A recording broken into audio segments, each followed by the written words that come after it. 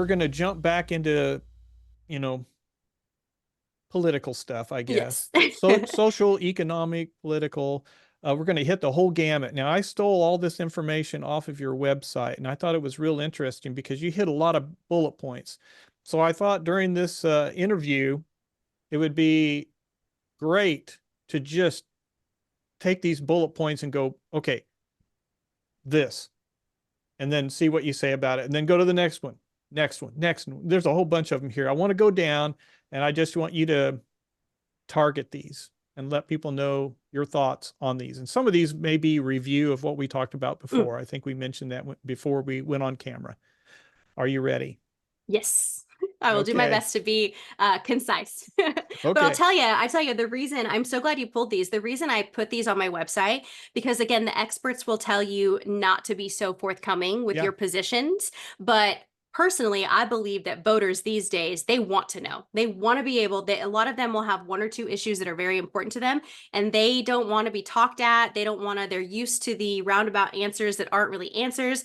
They don't want to mess with that. They don't have time for that. And so even though not everyone on my team was excited about this, I was like, no, I am going to put certain position points out there because I think that people have a right to come to my website and be able to look for the one they're looking for and see it's either there or not.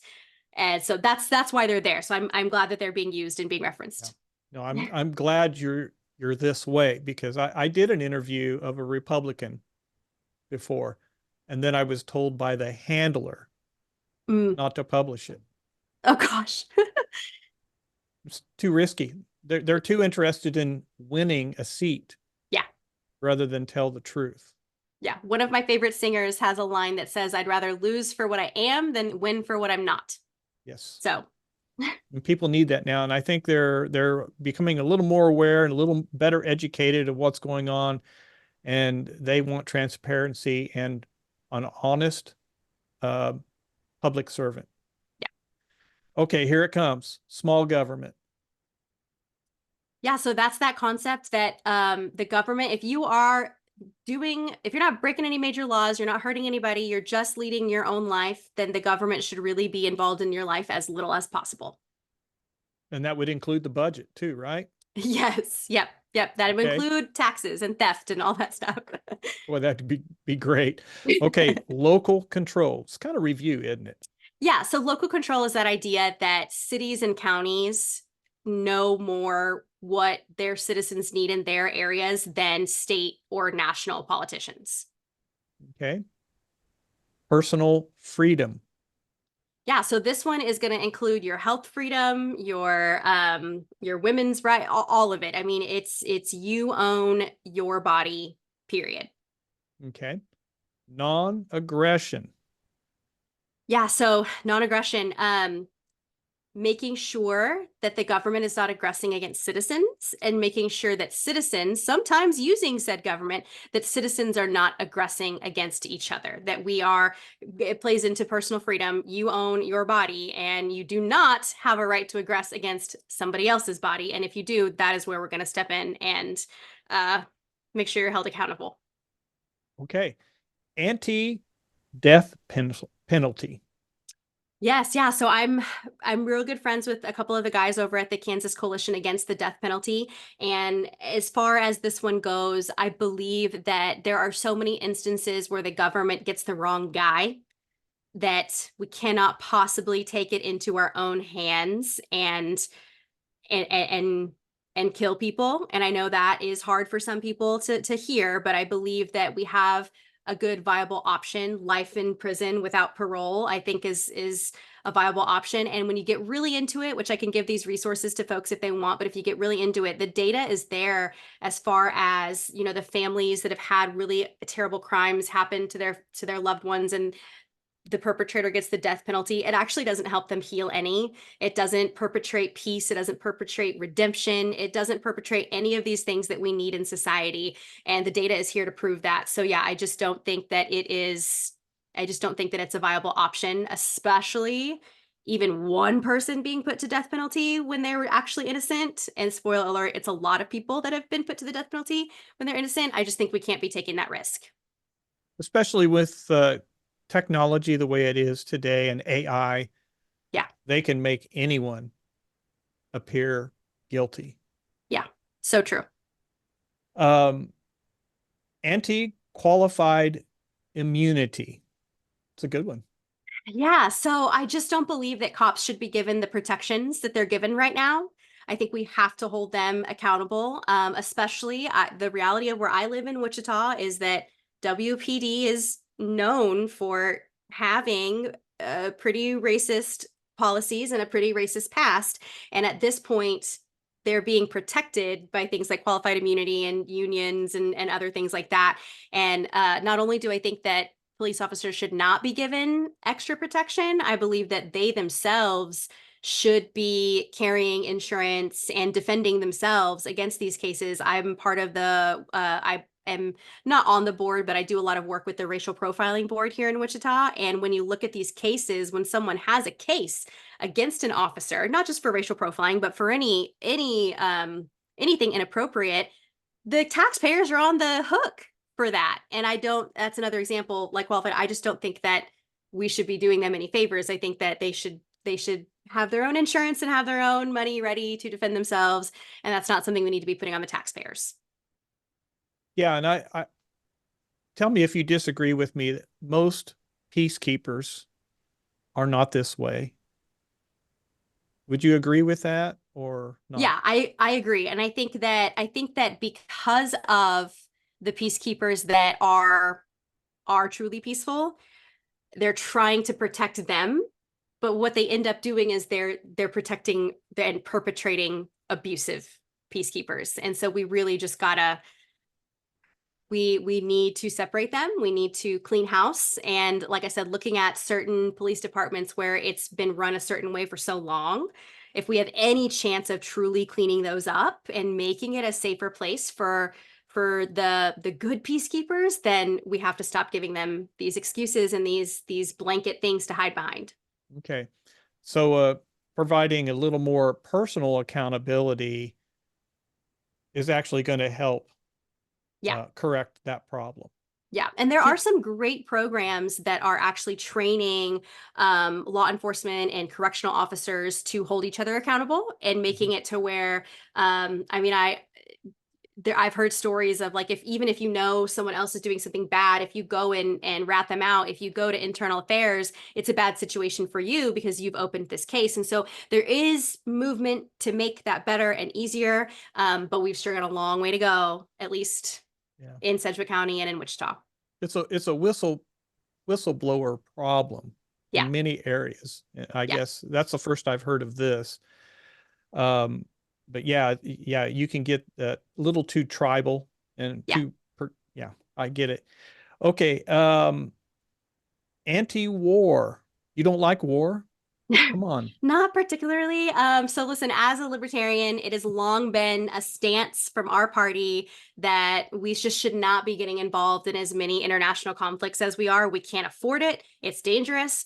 We're not doing anyone any favors in these conflicts that we are getting involved in. In a lot of cases, we're making them worse. And I just believe, I'm not saying that it should be a free for all. I'm not saying we shouldn't defend ourselves, but we do not need to be involved in as many international conflicts as we are. And I will tell you that we're one of the only parties, and our presidential candidate right now is the only presidential candidate that is saying ceasefire, bring everyone home, and is really the only true peaceful party and peaceful candidates. And I know that there are people out there where this is a big issue to them, even though as a state senator, there isn't a whole lot I can do. And I know that, but as a party and as a presidential candidate, and if you're just looking for a place to go that is truly peaceful, then I would encourage those folks to look into the Libertarian Party for that.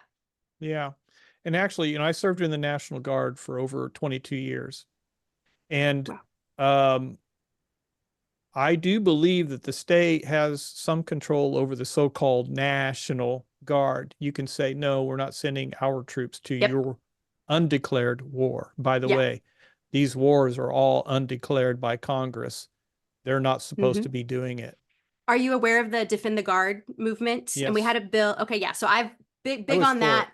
Yeah, we didn't have a lot of traction on it this year, more traction the year before, but that is something I would continue to fight for. Everyone, it takes multiple years for bills to be taken seriously. So I would 100% Mm-hmm. move forward. And I know the two guys that, run Defend the Guard, they've helped our party and done training with our state party and stuff. So I would absolutely continue. If things go the way that they look like they're going overseas, like our guardsmen, I want them here. I want them here to help Kansas, not in places where we don't even know where they're at. So yeah, I would Yeah. continue to support Defend the Guard legislation and see if we can get any real movement with that here in Kansas. Yeah, definitely. That's we need a state militia that's ready to go if Yep. it's a warranted conflict in defense. Right. That that's not, that's not the way it works out. Okay, LGBTQ plus ally. Yeah, so another thing that is one of the reasons that drew me to the Libertarian Party, we've always been the party that has spoken up for the minorities. We've been the party that has spoken up for people that did not feel comfortable or safe or understood in other parties.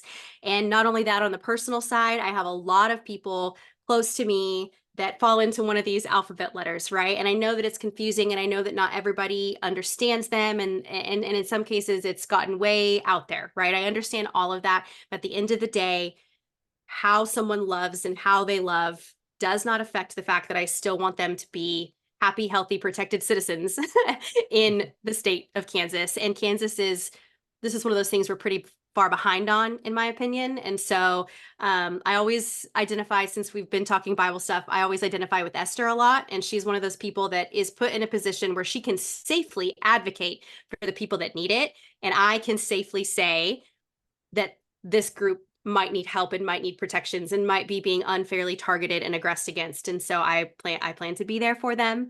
And we have a lot of people making fast and loose rules with their lifestyle when they don't even understand it. Not even a little bit. They're not even trying to see them as humans. And so I hope to bring some of that humanity to the table when we're talking about legislation that affects, when we're calling out specific minorities. Okay. Now this next one, this must be an acronym. Mhm. Pro BIPOC support. You might have to educate me a little bit. Yes. So what that means is pro Black, Indigenous, person of color. Okay. So, I'm not trying to say that a lot of people will see this, and even LGBTQ plus ally, they'll see that and they'll think that I am somehow saying that these individuals should get special treatment. That's not what I'm saying. I'm not saying that they get any extra treatment, but I am saying that just like the sisters that came before me that had to fight for women's rights, I am saying that these people deserve equal rights. And in a lot of cases, and in certain industries and certain sectors, they're not getting equal rights. And so I'm here to say that it is okay sometimes to support groups of people that are still being marginalized against. Okay. Pro cannabis and all other plant medicines. We covered this, but do you want to just recap it? Yeah. So I'm definitely for, like I said, it's up to you what you put in your body, especially with the plant medicines, you guys. I mean, cannabis has way more in common with the carrot than it does, a pill you're going to get from the FDA or from the pharmacy. It is a plant at the end of the day. And so continuing to work on cannabis, and I'm already starting with groups and activists to work on psilocybin, so mushrooms as a healing mental health benefit. So really just unpacking and educating these two. As a libertarian, we kind of believe that all drugs should be legal and people can make their own decisions on what they want to partake in, but specifically focusing on plant medicines to start, because like I said, they're plants at the end of the day, and we shouldn't be telling people what they can grow and what they can consume. Okay. And this is actually what I'm about to say here is from Verity Seeker. You may or may not agree with it, but the pharmaceutical industrial complex is basically a legalized drug pusher. Yeah. And a lot of the synthetics and the chemical medicines that they create are far more dangerous with far more side effects Yeah, than what absolutely. something like cannabis. As a matter of fact, I don't see cannabis as being a dangerous plant-based Mm-mm. drug. I don't think so either. And I would agree with you on that. I remember speaking to the Sedgwick County Sheriff at an event one time about cannabis. And I remember telling him, like, pretend I'm your daughter. Like, I'm someone who has dealt with mental health in the past, like anxiety, depression, that type of thing. And doctors want me to take Xanax every single day. And I want you to pretend I'm your daughter, and I want you to go look at the side effects and the ingredients in something that they want me to take every single day of my whole life. And I want you to seriously ask yourself if you would rather someone you care about take that or take a plant. Like, you know. That's a good point. And basically it's a slam dunk argument. Yeah. So yep, he did not have a response back for that. I think he said something like, well, maybe if it was controlled and put in a pill form or something about the FDA. And I was like, well, the FDA doesn't make me feel any safer, but sure. yeah. Here in my But household, we do not go to the hospital unless we have an arm falling off or something yep. like that, something serious. When we moved to Kansas, so diabetes runs in my family like rampant. Every single female in my family has diabetes. One of my cousins, I think, was in her 30s when she got diagnosed. Now, I'm someone that doesn't like doctors or needles. So I was like, under no circumstances can I get this disease. And so I have a deal with my doctor that I'm going to break this cycle. And when we moved to Kansas and we started growing our own food, leading a slower lifestyle, staying home, all of those changes. I have my levels that they check every year. And not only were my levels nowhere near pre-diabetic, but they were some of the healthiest blood levels he'd ever seen. So it is possible. It possible to heal your body through the earth and what's here. Right. And getting the centralized food and centralized drugs, getting that out of your system really makes a difference. It is, and the data is there. And that's why I can't believe that legislators are still fighting cannabis so hard when, like from the Cannabis Association and other people, we have sent them pages and pages and pages and years worth of data that it's there and that it's safe. And I personally think that it's inhumane. It's inhumane at this point that the Kansas legislator is keeping veterans and old folks away from something that can help them with their PTSD, something that can help them with their arthritis, let alone your big, life threat, your cancer and that type of stuff. I think it's, quite frankly, it's inhumane that they're keeping them from it. It's just like holistic naturopathic medicine. The medical industry is a humongous, very powerful lobby special interest group. Yeah. And they don't want the body to be healed. Yeah. They make money just like the war machine makes money with us being in international conflicts. They make money with us being sick at the end of the day. Yep. And I think the insurance, I'm speaking from my perspective, Verity Seeker, because I'm a truth seeker and I've studied this a lot. And I believe that the insurance companies are a big player in this as well. So as a state senator, it sounds to me like you're aware of many things. And that's important that we get people like that in there. Okay, moving on. Pro-choice, big one. Yeah, so we talked about that earlier, and I'll never forget one of my first campaign events I went to a couple months ago. The first question I got was, "Oh, we're pro-abortion," and I had to correct them. Like, I'm not pro that procedure. I'm pro all of the choices being made available to women and them being able to sift through those choices with their doctors. I'm not picking a winner or a loser. I'm not picking one over the other. There are a lot of choices that are available. And I think back to, as just because we said it earlier, it's not something I share with everybody, but it's also in my book. I mean, I had a child at 18 years old. And so I had a very different experience being told what my choices were than a friend of mine who a year earlier was in the same situation. She did not really get told the options. And so I see that is the way that it should be done. I see that that's the more respectful, the more empathetic way to handle a situation is to be honest about what options are out there. And I'm pro all of them, whether it's abortion, adoption, embryo, whatever. I'm pro all of them being presented equally to patients. Okay. Pro criminal justice reform. Now, I've heard that before from a libertarian candidate who was running for governor of Kansas. Yes, yes. Okay, I think I know. I worked on his campaign. Yes. Yeah, so basically, we've kind of talked about this before. Um, it's twofold, right? It's the fact that criminal justice has gone so far one direction that it needs to be reined in. And then it's also we're looking at institutions that are prejudiced and have been for a long time. And we're looking at institutions, police departments and correctional facilities and places like that that are not being fair to all demographics and are yeah, we need to course correct on the way they're being run, and then we also probably need to rethink some of the things that we're considering crimes to help the whole system not be as bogged down as it is. Okay. Now this is an interesting one. It says pro drag entertainment. Yeah.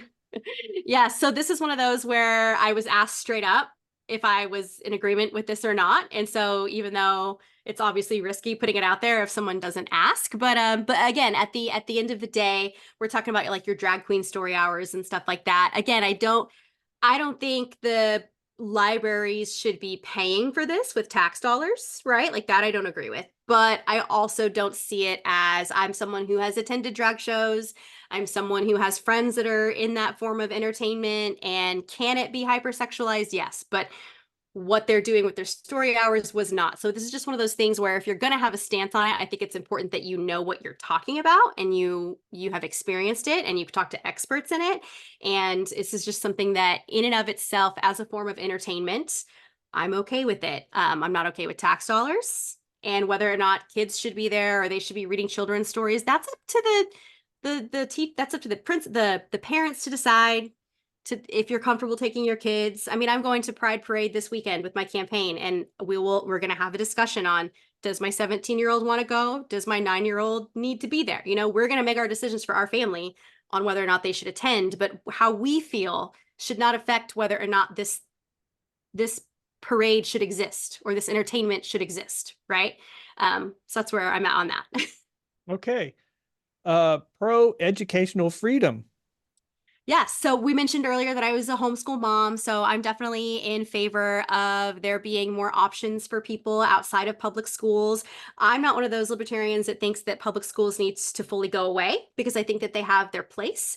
But I do think that a lot of families could be having more of a say in their kids' education. I see homeschool families every day that are making unbelievable sacrifices to their lives because they believe so much in being a part of their children's education. And I also didn't put like pro vouchers or anything like that because I do have some issues with some of the vouchers and some of the school choices and that type of thing. But again, at the end of the day, it's about opening up the possibilities and taking some of that power away from legislators and superintendents and admins and giving it back to parents and teachers. Yeah. Yeah, actually, vouchers are permission slip again and Correct. government controls. And Yeah. I don't like permission slips. I wasn't a big fan of the vouchers, but I actually helped write part of the bill that was giving the tax break back to Mhm. homeschool families because I thought that was a very fair way. It's not taking all of the taxes, still going to get some. It didn't go anywhere, and I assumed that it wouldn't. But something like that, I'm open to. And there's a lot of states that are doing it in a way that doesn't include things like vouchers and whatever. And so, yeah, I think that it needs to be done. We're very lucky in Kansas. We were a pretty free state as far as education goes. But so yeah, so it needs to be done carefully. And again, Topeka is very good at trying to come up with ways that they think they're helping homeschoolers. They're not actually asking homeschoolers what we need. A couple years ago, there was that bill about making it to where, oh, well, you can come to the high school and take the ACT, but you have to give us access to your records so that we can Right, access you and tell you right. about the ACT dates. No, I'm sorry. Homeschool moms know how to go to ACT.gov and find where the closest testing site is. We weren't looking for you to do us any favors. So again, I think that there is movement here, but Topeka has to stop assuming they know what homeschoolers want. And that starts by, I don't know, maybe having a senator that's actually a homeschool mom. This could be one Hey, place that they could could start. help. Maybe. Yeah, I think they're just always afraid of losing control over something so big. Yeah, and you're seeing it on both sides Hmm. because the legislature doesn't want to lose control of more students, and the homeschool parents in Kansas, because we have a fairly hands-off setup here in Kansas as far as homeschool goes. Homeschool parents are afraid to give them, I had homeschool parents that were even afraid of the tax break. They're afraid of the KEEP program. They're afraid of any handout having strings attached. So Right. anything to pass in this realm, it's really going to take everyone coming to the table Yeah, and talking. exactly. Okay, and the next is pro-immigration reform. You've discussed, you have some experiences there in your family. It's Yes. difficult to come here legally. Yeah. It really is. And I will tell you that a lot of the visas and stuff that got my family here in the 60s actually don't exist anymore. They came over on crop visas and seasonal visas where they were able to like work temporarily during the season and then go back home. And a lot of those temporary visas don't even exist. So this one is near and dear to me. It's something that I still see every day with friends that are trying to immigrate here.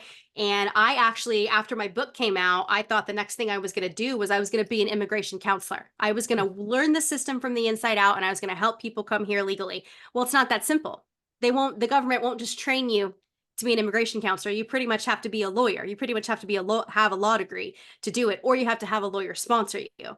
And the process is just it's so confusing. It's not very transparent. It's very expensive. And you have people, I just watched a debate the other day that was just specifically about immigration. You have people making these big claims about who immigrants are and about the immigration process that have no idea how it actually is, how difficult it is, or how expensive it is.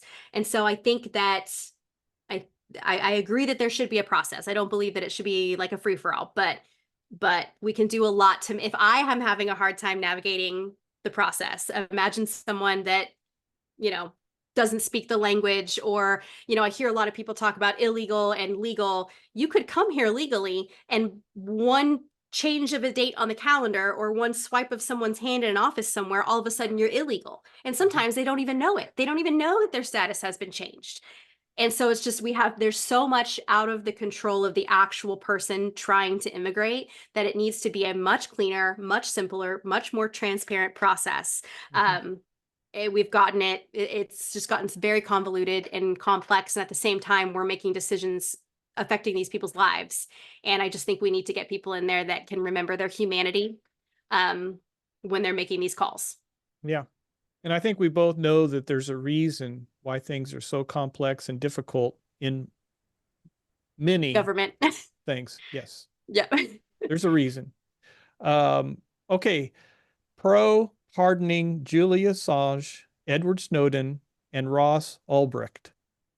Yeah, so not everyone is going to know these names, right? These are issues that are very close to the Libertarian Party. In fact, one of these names I have to cross off because Julian Assange was just reunited with his Uh, family last yeah. week. And that has been, years of my life that I have been signing petitions, making calls, communicating with his brother, communicating with people across in the US that have been working on this issue. And the fact that he's out, I mean, I'm not even sure it's really hit me, really. So Well, I'm not even sure he's truly free yet. right. It was a plea deal. He did have to accept one count of espionage, which is admittedly a scary precedent to set for journalism. It's not ideal by any means, but I think that the best compromises are where each table wins some, each side wins some, and each side loses some, So at the end of the day, though, it got to the point where,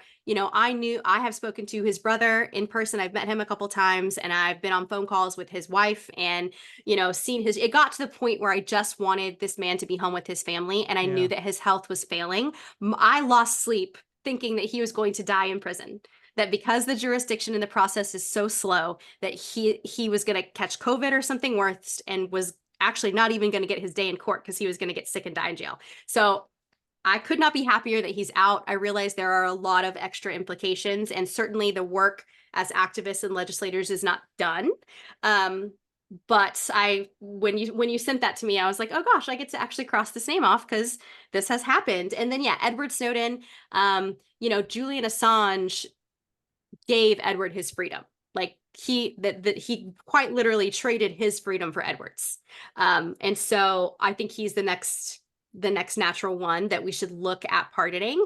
But at this point, I don't even know. I heard a speech from Edward at our last national convention in 2022. They streamed him in, and I got to go to a breakfast where he was speaking to us, and he very much at the time did say that he wants to come home. This is his country. He's got a child now, but he also knows that the chances of him getting a fair trial is very low. And I don't necessarily know that they'd be offering him any plea deals. So I don't know, but he's definitely the next natural one that I think we should be looking at and fighting for. And then yeah, Ross Ulbricht, he's one that I just recently have come to learn through other libertarians. I don't know if you know, but he had a website, Silk Road, that was pretty much a black market. I mean, all kinds of things were being bought and sold on this website. And firearms, some pretty heavy firearms was one of those things. And so he is now sitting in jail for that, not because he was selling or buying firearms, but simply because he owned the website where these transactions were taking place. And so again, these are people that I don't think they do not have victims. They did not do anything violent. And I think that we need to look at it. We need to look at pardoning them. And we talked about whistleblowers earlier today, and at least 2 of these were whistleblowers, and they are the only people that were telling us what our government was up to in times of war. And I would like to make sure that people that have this information are able to continue coming forward. And the only way that we're going to make it to where whistleblowers feel comfortable coming forward, whether it's a national issue or a local issue, the only way whistleblowers are going to continue coming forward is if we treat them better and stop accusing them of being terrorists and criminals and whatever. So I think that they set those precedents for us locally. So I'm pretty big on those issues. Yeah. By the way, thanks for your work on these. Yes, absolutely. There's definitely been some text messages and threads and stuff going around the past couple of days. Like, what do we do now with our time? But I think we know that there's still work to do, and we do still kind of have to keep an eye on things. The First Amendment. We were not sure that it didn't take a hit. So yeah, we need to keep our eye. We need to celebrate, but stay focused and give him time to soak up time with his family. And, WikiLeaks still exists. I mean, his partner kept it running this whole time. So what he will do with the rest of his career, now he might just decide to retire, which would be fine. But what they might do with the rest of their careers will be very interesting. Yeah. Pro ranked choice voting. Yes. Okay. So ranked choice voting is, again, that's one of those things that we use a lot in the Libertarian Party, but I realize that not other parties know exactly what it is. So it's just the concept of like, you're not voting, Trump, Biden, Kennedy, Oliver. You're going to vote, your preference is 1, and then 2, and you're going to rank them for what your preference is. And then, at the end of the day, instead of getting, a president and a vice president, they're going to be in lockstep. It's actually going to go to the second in command. It's the way that voting was when we were first originally. Yes. Yeah. The original intent. So it's kind of a return to that. And for internal party politics, like our leadership and stuff like that, we use ranked choice voting, and it's just a more fair way of the person that gets the most votes, works their way down. It's a more fair way to eliminate people that don't really have this majority support. And one of my favorite things that Seth ever did on his campaign trail was to show ranked choice voting. We did a fundraiser at a brewery where you had to rank your favorite beers, and we got to see how it works. So yeah, and Rank the Vote Kansas is an organization here that will provide you tools and even give you like mock ranked choice ballots and the technology to do it online, so you can learn a little bit more about that process. But we're seeing smaller cities and counties start to allow for ranked choice voting for different seats here and there. But I would like to see it more widely accepted. Okay, it's very interesting. Yeah, it was FDR that kind of ended the President and vice president. Yeah, president, vice president, the national level there, the dictator in chief, I call him, Yeah. did away with that. I have to have so and so to be my vice president. The people aren't going to get, the electoral process is not going to get to choose. And from then on, it was Yeah. over, which Yeah. often happens so much in government. Somebody just gets in there and they change the rules, and everybody goes along with it. Yeah. And very rarely when we see them take a path towards less freedom and towards Mhm. less representation, very rarely do we see them course correct ever. Yeah. That's why it takes, third parties and independents and activists paying attention to these things, because left alone, they will just, Snowden actually said something about this, about the what do they call them? The gates. They will just continue putting up gates in new places until you are the little mouse trying to get out, if they're left unchecked. Power. Yes. All right. We have pro term limits. Now Yes. I have an opinion on this. Okay. Well, I hope you will share. I'll go first just briefly. What this really comes from is my belief that I don't think that like a career politician should be a thing. I think that when you are doing this as your full-time job, you do this as your career. I mean, look at the debate we had last night. Those guys are past their prime. We got no reason. We got no reason to be letting this be someone's career. The longer that you are a legislator, I think the less likely you are to remember what it's like being a citizen. And then you end up with rules and laws that are completely off the mark and tone deaf.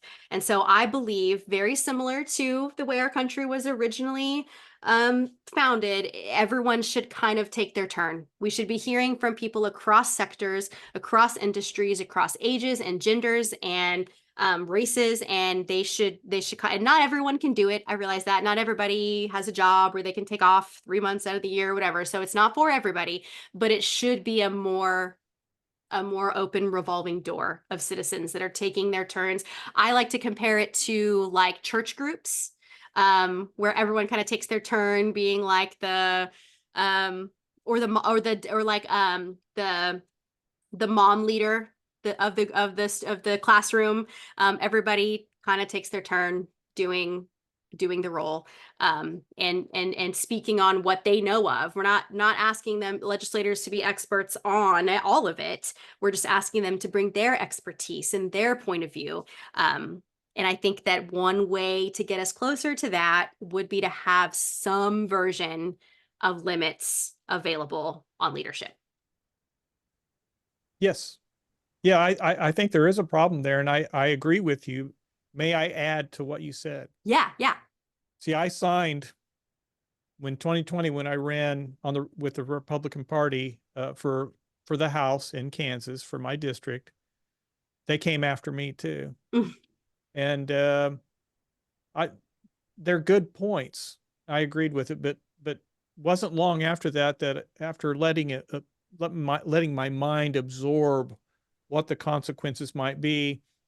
By signing it, I literally took away the right of the people to vote and choose on a really, truly, if you get a good constitutional candidate in there and they continue to perform well, I hate to take that away from the people. So just adding to your position on that, if they added the word, let's say, 3 or 4 terms, consecutive terms.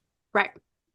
If they want to come back later and run again and the people want that person, they should have the right to take that person. But what it does is it forces them back into the private sector. Yep. They have to find out what it feels like based on the legislation that they passed and voted for. And then they come back and go, oh my gosh, I made a lot of mistakes. But to say that they're gone for good, that's where I had a personal problem with my signing of that, of the term limits. I thought, well, that went too far. Yeah, I think I don't that's want to totally take that away.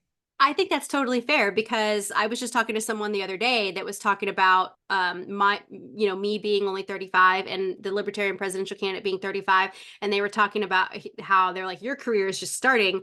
If I could reach that limit pretty Yeah, you quickly, and could. then what? I'm just completely out for forever. So yeah, I Yeah. agree with you there. I'm really big on making sure that people get more votes, more say. I think there's a lot more things that people should be getting constitutional rights to vote on, right? Yeah. Or ballot measures. So yeah, I would agree with you on that. It doesn't necessarily mean that they need to be out forever, but go to a different office or a different, I don't think it Mhm. needs to disqualify them from politics altogether. And yeah, I would be fine if they, like you said, went back to the private sector and then circled back after however many years. So yeah, just some kind of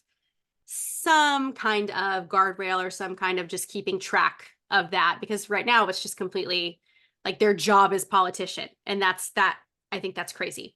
That their Yeah. career is like, who is it, the lady that's over the education department, and she's never been a school teacher, never worked in Yes. a school. I mean, no, that's not what that should be. No, I don't know how that ever happens. Yeah. Well, and They're I'm just not good going to, at policy. They're good at fundraising. They're good at winning races, but that doesn't mean that you're the most qualified person to make the rules, like you said, on behalf of people that have to follow them. yeah. Yeah, there's people that have been in the US general government and have never had a private sector job. No, and that's crazy to me. And they're making rules for our money, our taxes, our income, I mean, that is crazy. You can't possibly tell me, you can't make me believe that you're making the best decisions for me when you've never had even one job. You've never been a busser somewhere? Yes, but they're going to leave very wealthy and very powerful and very corrupt. That's all that matters. Yeah. Yeah. It's there are a lot of times where my husband and I look at specifically Sedgwick County commissioners. They make more than Wichita City Council members. I think they might even make more than some legislators when you come down to it. But we somehow discovered an article that was saying how much our county commissioners made. And I mean, they're making way more than the average citizen in my district, for sure. And that's another thing that just needs to be brought back down a little. You can't possibly be in a certain tax bracket and representing people that are so far below you. You can't possibly make me believe that you're understanding what they're going through. Right. And I can tell you the reason for that. You have your city councils or commissioners, you have Mm-hmm. your county councilmen and Yep. women or commissioners, whatever you want to, they're the same Yeah. thing. Like municipality, like which Sedgwick Mm-hmm. County or the city municipality, those are corporations. Right. Okay. They function, they could become very powerful and very greedy, just like any other government, but they're a corporation and they could swallow up everything that the taxpayers have Right. if they're allowed to. And that's why we elect city council people, or we elect, county commissioners. But here's the problem. The county pays them. The city, municipality, the corporation pays them. The more the city, municipality, or the county can keep raising their salaries, their Mm-hmm. compensation, they now are CEOs of the corporation, the municipality. And people need to understand that the reason why they're being paid so handsome salaries is because they are now serving the corporations. They're Mm-hmm. not serving the Constitution. They have to swear an No. oath. They're not Yeah. serving the Constitution. They're not providing for the general welfare of their constituents. Yeah. At that point, they are, and see, that's the problem. Yeah. They shouldn't be paid. Something should change there to take the authority away from the municipality and from the county government, so they're Yeah. not getting these raises every year. Yeah, and they vote on their own raises. The Mm-hmm. legislator voted on the legislative session voted on their own raises Yeah. this year, and it's just They that are is not how that should work out. yeah, they're CEOs of the corporation Yes. now. They're why elect them? Because you're It's an elected monarchy is what it is, or an oligarchy now at this point. They're not Yeah. working for you We anymore. And it's literally the same had here. we literally had a county commissioner leave midterm as a Wichita city councilman, leave to go be a county commissioner. And I remember reading an interview. I wasn't on my radar when it happened, but I remember reading about it. And he literally answered, and not every interview did he give this answer, but in one interview, he literally said, well, because the pay is so much better that he's willing to leave a post that he was elected to fill to go over here and make more money. And I just was thinking that should not, you should not be in public office because of the money. You know, we should be George Washington politicians that are doing it not because we want to, or because we're power hungry, or because we need the money, but because we think that we can make a difference. It should be a public service. Yeah. Yes, exactly. Yeah. Truly, truly. And there are some, it's crazy when you look at, you know, that situation between Wichita City and Sedgwick County. And then you have people in smaller towns that don't get paid. Like my father-in-law was mayor of a small town in Kansas, and he didn't get paid for that, didn't get paid anything. So it also should not be that big of a difference between cities and counties. Yeah, that smaller community that you're talking about, they're doing it correctly. It's not that way here anymore. Not in my city and county. They've gone to the corporation. They're now serving that entity. You're pro Second Amendment, and of course I wrote in here, don't you mean Fourth Declaration in our Kansas Constitution? Because we actually have a constitution that protects the right to own and bear arms. Yes. But people here in Kansas, they always go to the Second Amendment, which is okay because they're stomping all over that. Okay. Yeah. But we still have our own constitution, which protects Kansans from whatever they're doing there. And that's why I always remind people of that. Yeah. I was actually glad you pointed that out.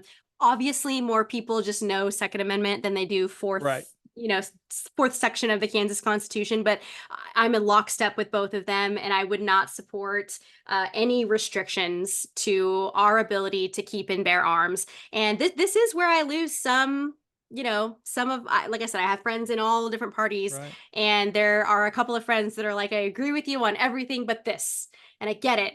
I get it. But at the end of the day, I know someone that was on the ground in Ukraine when the fighting started happening, and they're not able just to go buy firearms and go buy munitions. And he was asking people through Bitcoin and through other forms of, alternate markets. He didn't know what was going to happen. He lived downtown and wanted to be able to protect himself, and he could not just go to the range or go to the gun store and buy it. And I don't want to see that happen here. I don't want to see that happen here. And I truly believe, so I grew up in Texas, and I don't know if you remember the shooting where it happened at a rural church, and they were able to apprehend the shooter because of one guy in the church was carrying and was able to apprehend him. The guy got away, and a good old boy working the farm heard gunshots coming from the church and thought that didn't sound right. So he went, and both guys held the shooter in his car until police officers got there. That was my backyard. My town that I grew up in and lived was right there. I knew that kid. Like I knew him from school, the shooter. We don't say his name anymore, but this is the example that I use to tell people that the only hope of fighting a bad guy with a gun is more good guys and girls and women with guns. That is the only way we are going. That's our only hope. It's our only chance. And so I don't want to see us get into a situation where we're in conflict, whether it's a domestic terrorist or an international terrorist. And hello, our National Guardsmen and our men are at war. Our able-bodied men and women are off fighting who knows where. And I've got a farm here and children to protect. Right. I'm not going to be left defenseless, and I'm not going to be part of making other people defenseless either. So whether it's 2A or fourth declaration, I support it. And I support true 2A because listen, I don't know where you are with like your NRAs and your KRAs, but a lot of times I catch them backing legislation that doesn't actually protect. And I got to correct that game. Yeah, I got to correct a lot of people. There was a situation in Sedgwick County where they were having an issue with people shooting firearms across lines in the county. Now, there's already a state law that says that you can't shoot your firearm into buildings. right? This was a subdivision that went in on the outskirts of town, and this was a family that had lived in the same place their whole lives and had a berm and always shot at this property, right? And it became a big heated issue. And throughout the whole county, there's only 2 people on record saying that they were not in support of adding a county law. I was not in support of it because I was like, they're already breaking state law. A county law is not going to stop them. It was going to be like $1,000 fine. So, I mean, if you can afford the $1,000, you can shoot anywhere you want, I guess. It just didn't make sense. It made no sense. And my county commissioner was passing it saying, this is signed off on by NRA and KRA. Like, I don't care. That's not real. That's not real 2A legislation. I do not support it. And the only other person on record in the whole county that was anti this legislation was a former city council person, Lacey Cruz, who said that it was not restrictive enough. So we were the only 2, not in favor of it, but for very different reasons. And yeah, I won't. And even our Libertarian presidential candidate, Chase Oliver, just recently went on record saying, like, we're not going to support any new legislation restricting our access to firearms, and we're going to look at dismantling some existing ones. And like I said, I know I'll lose some people on that, but at the end of the day, we need to be able to defend ourselves, and we can't put them in charge solely of defense measures. We can't. Okay. Wow. Zero to low taxes. I think this is a recap again. Yes, yeah. So I just believe that we should be being taxed as little as possible. Of course, I would love to see us someday get to 0, but I know that it wouldn't really make sense to do that overnight. But there are certainly a lot of places where we could be getting tax breaks and tax cuts. And I don't mean to stadium owners, and I don't mean to, the Cokes of the world. I mean to everyday citizens. There are lots of breaks and taxes that we could either just not collect in the first place or make it easier for them to get those back. Right. Wow. Okay. I tell you what, we went through all these. You did Yeah. great. I appreciate your honesty. And I've interviewed actually only one Democrat since I started Verity Seeker, but they're welcome to interview with me. I don't care what party you are. Awesome. I've done a lot of Republicans, but none want to be completely candor. They don't want to be completely honest because they're afraid to tell the truth, how they really feel about things. So I really appreciate your answers. And occasionally you would say, hey, I'm going to lose some voters. You can't please everyone, but you're at least giving the people information about yourself and how you will be, what you will support when you are a senator, Kansas senator for District 30. People need to make informed decisions, and that's exactly what you're doing, and I appreciate it. Yes, I appreciate you having me on. Like I said before, any opportunity for me to explain about my principles, my platform, my party, I appreciate, because we just don't get a lot of the exposure that the major parties do. And the beauty of the Libertarian Party is that I always say we're a big tent. We're a circus tent, but we are a big tent, and we're not the party that thinks that you all have to agree on every single topic, right? So even if you don't agree on one of my topics, there's a good chance that I still want you to be more free than my Republican or Democrat counterpart. There's a good chance that I still am on your corner, respecting your life and your decisions more than they are, even if there's 1 or 2 things we don't agree on. And I don't expect to agree with everybody on everything. So yeah, that's the world that I come from, where I'm not expecting every single person to be in lockstep. But at the end of the day, we have so much that we can agree on, that's what keeps us together, and that's what keeps us moving forward as a party. So, Okay. Um, may I close with this statement? It would yeah. be refreshing. And like I'm just like you. I don't agree with every person I interview. But I'm telling the viewers out there that it would be refreshing to have more independents and libertarians in there mixed in with the other 2 parties to help stabilize our state government. Yep. And I mean that. Yep, I totally agree, and I would hope to be that force for that. Not just me, but other libertarians and independents. So yeah, so think about that, voters. Okay, well, thanks for coming on the Verity Seeker podcast. I enjoyed the interview and I learned a lot. And again, I appreciate your truthfulness on all these questions. It's rare. yes, thank you for having me and for creating the space for myself and others to be able to share. Okay. Well, this has been Verity Seeker. I'm your host, Mark Powls, and our guest today was Olivia Hayse, Libertarian candidate for State Senate, representing District 30.